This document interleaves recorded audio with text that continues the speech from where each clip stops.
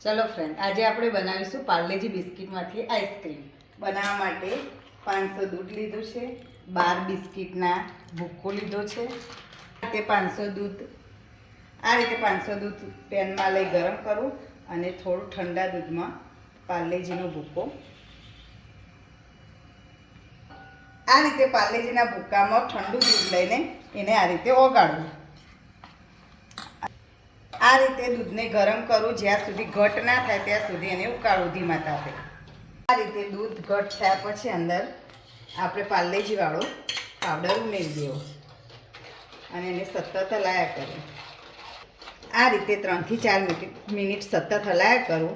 આવી થિકનેસ થાય ઘટ ત્યાં સુધી હલાયા કરું. આ રીતે ગેસ બંધ કરી અને સતત હલાયા કરું અને ઠંડુ પડવા દેવું. જો આમાં ગળપણ ના લાગે તો થોડી દળેલી ખાંડ એડ કરવી અને આ રીતે બધું થિકનેસ કાઢી દે વાટકામાં અને વાટકો 30 મિનિટ સુધી ફ્રીઝરમાં મૂકવું. 30 મિનિટ પછી આ રીતે બહાર નીકાળીને મિક્સરમાં નાખવું. મિક્સરમાં ડેરી મિલ્કનો થોડો ભૂક્કો, ચોકલેટનો, કોકોની 2 ચમચી અને મલાઈ એડ.